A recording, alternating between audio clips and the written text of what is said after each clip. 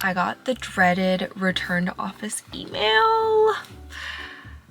The day has finally come. Some people like going to the office, but I'm definitely a work from home girly, much preferred. With that being said, there's nothing really I can do about it. I have a little bit of time before it's like fully implemented at my job. In the meantime, I'm trying to ease myself back in, going a little bit more than normal. I just need to start building up my workwear wardrobe. As you might know, as I've said before, it is small. So with that, we're at the fabric store and we're gonna see how many pieces I can make this weekend.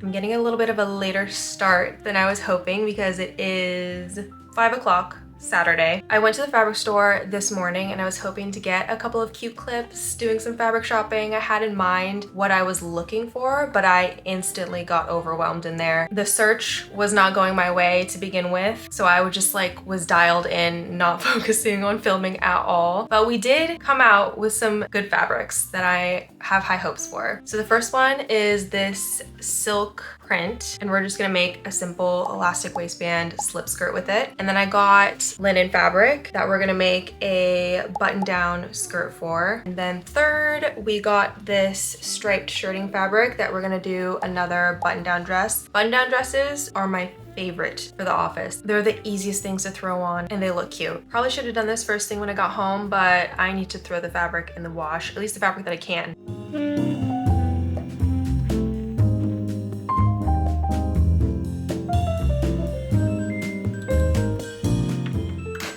The silk fabric though is dry clean only, so we're actually gonna start with this skirt and I'm gonna go ahead and self-drop the pattern, take you along through that process. It is just an elastic waistband, so you really just need your hip measurement for the widest part so you can make sure that it slips on. Okay, so I had every intention of sharing the patterning, but I got cute with it and tried to taper it in slightly at the waist. While it turned out okay, I wasn't 1000% in love with the fit and I don't want to lead you astray, but all the sewing steps are going to be the same regardless of the pattern.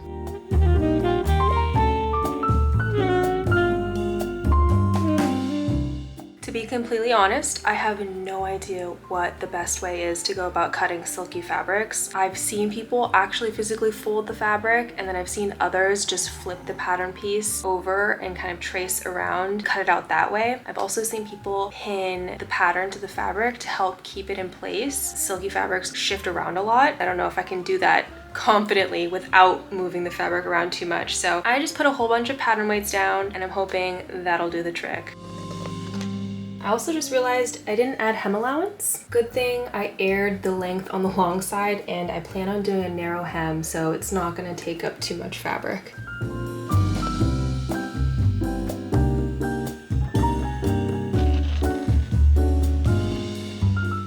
We've got both layers cut out and I don't have a serger to finish off the edges. I don't particularly want to do a zigzag stitch, so we're gonna do a French seam, and to do that I'm gonna place both pieces wrong sides together initially and sew along both side seams 1/4 inch. Before jumping into sewing the skirt, I'm going to do a couple of test stitches on some scrap fabric just to make sure my machine settings aren't all wonky and work with the fabric.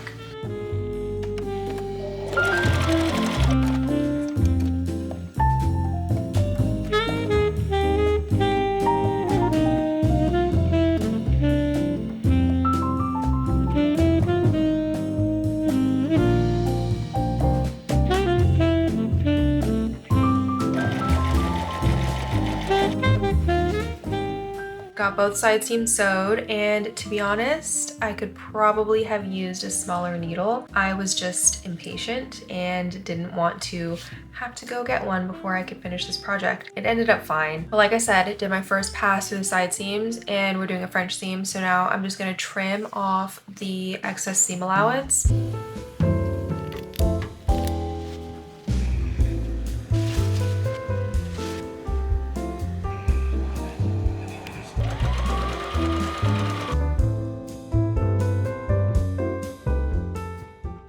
Not gonna lie, one of the main reasons why I did a French seam was so if I ever did take it to the dry cleaners, they wouldn't look at me crazy. And it is nicer than a zigzag stitch. Now that we've finally got the body of the skirt sewn together, time to attach the elastic. And I'm gonna pin this to the waist on the right side of the fabric and then do a zigzag stitch across the top edge. I know I just was talking about zigzag stitches, but it's gonna be hidden. And let the record show, I'm not opposed to zigzag stitches to finish off seams. I do it for pretty much everything else that I can wash on my own. But this is my first piece that I can't throw in the wash machine.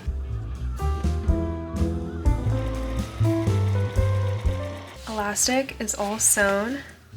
And as I mentioned, this is the right side of the fabric. So I'm just gonna flip this over to the wrong side and give it a little press. This is what the inside is going to look like, and that raw edge right here is going to be hidden. And I'm just going to tack the elastic down at the side seam and just stitch in the ditch on both sides.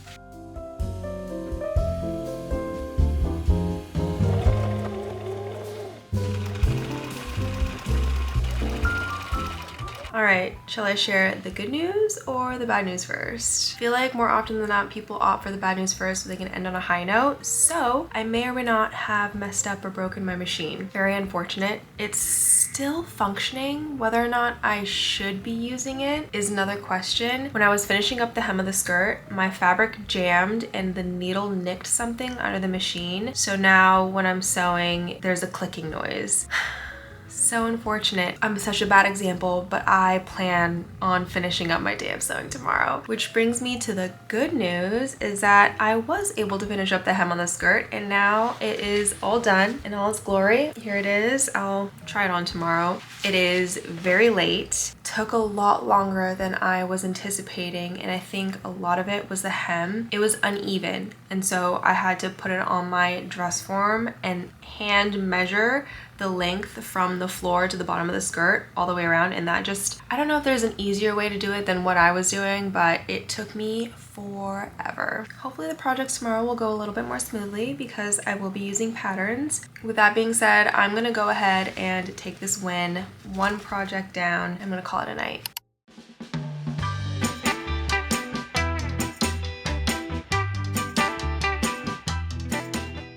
This sewing marathon has turned into a sewing walkathon real quick. I just got done cutting my pattern pieces for the next project, which is going to be the linen skirt, and it is pretty much 2 o'clock. I've just come to terms with the fact that not everything's going to get done this weekend, and that's okay. I'm fine with that. As for the skirt pattern, I just used the skirt part of a dress pattern that I already had, and then I'm just gonna add a waistband on top. The dress pattern isn't meant to be fitted, and so I just looked at the sizing chart and the final garment measurements to figure out what size I would need in order to be fitted on my waist, if that even makes sense. So I've got my outer layer fabric and lining fabric because it is pretty see-through, and my darts are marked out, so we're gonna start with that. I've got 8 darts total to sew.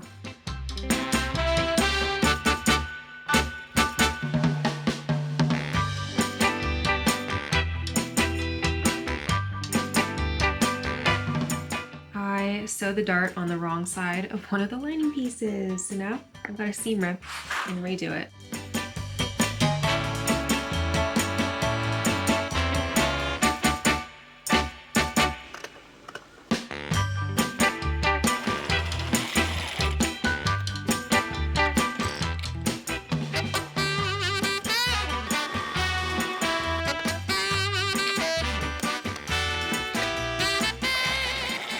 Sometimes sewing requires a little bit of mental gymnastics because with the skirt, there's 2 things that I knew / wanted. One is that the lining had to be incorporated in the button plackets some way, somehow, because that's the way that you're gonna get it on and off. And then 2, I wanted the hem of the outer layer and lining to be separate. So I kind of thought about it a little bit, and realized the hem of the lining had to be a little bit shorter than the outer layer so that when I eventually hemmed the outer layer, it would still be longer than the lining. And I did hem the lining before doing all this placket situation because once I sewed down the placket, it would catch the hem of the lining and I wouldn't be able to then hem it if the raw edge was left here. So I hemmed it before and it's looking like that worked out.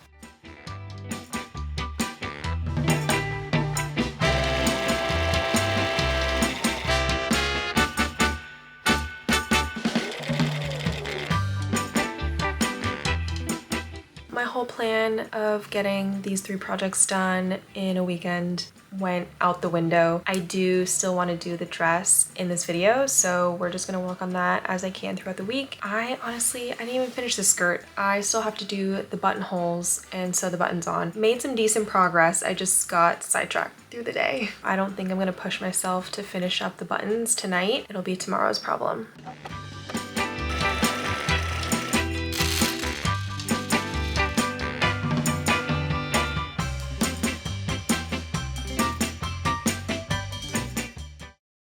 An embarrassing amount of time has passed since I last worked on these projects. Oh my god. But we're getting back to it and we're gonna wrap them up. The skirt is done. A couple of comments. For whatever reason, for the top buttons, I decided to sew the buttonholes horizontally. And so while it fits, while the buttons are at its like tightest position, when I put it on, it slides out. Not a very good look. Having stepped away and come back, I could probably change the placement of the buttons so that when it is in its kind of widest position, the plackets are in line with each other. Maybe I'll give that a go. Secondly, I have come to realize the importance of interfacing and should not have excluded it from my plackets because as you can see, the buttonhole area is warped. And I do believe that interfacing would have provided the stability needed to combat some of that warping. Lessons learned for next time.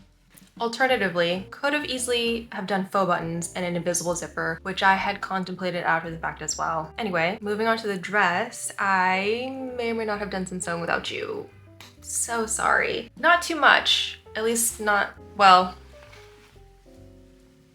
kind of a decent amount. A couple of considerations though when it came to putting the dress together. In the pattern that I used, you sew the bodice and the skirt separately and then attach it at the waist. However, since my fabric is striped, I wanted to have one continuous pattern piece. And so for that, because there's darts, I had to work around that. The back bodice has 2 darts on the waist and the back skirt has 2 darts on the waist. That part was easy. I could align those and then cut one continuous piece out for the back panel. The front, however, has darts on the bust, none on the waist. The skirt has darts on the waist. Therefore, the bottom of the bodice was shorter than the top of the skirt. Initially, I had cut the bodice up the middle and spread it out, which was not the right way to go about things because I realized, luckily before I started sewing, it made the front bodice portion a lot wider than I would have wanted it to be. I then realized the more appropriate way to go about it is to reposition the dart. So I cut the dart out of the bust, added a slit in the waist, and then spread out the bodice piece to match it up with the skirt that way.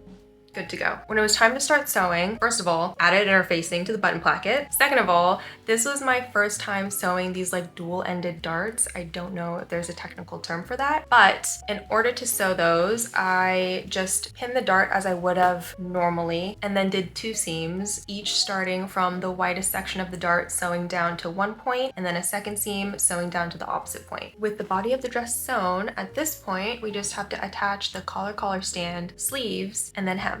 We're sewing the collar first, and I wanted to share this little trick that I learned to get super pointy corners. So when you get to the corner, stop with the needle down, lift the presser foot up, and slide a piece of thread in between the layers of fabric so that it's right up against the needle. Lower the presser foot, move the needle 1 stitch, lift the presser foot up one more time, and swing the end of the thread that's on the seam allowance side back in between the layers of fabric so now both tails are on the same side, and rotate to continue sewing. Now we've got the 2 tails of the thread sticking out of the fabric that you can pull to pop the corners out. Just be sure to pull both threads at the same time or else it will slip out.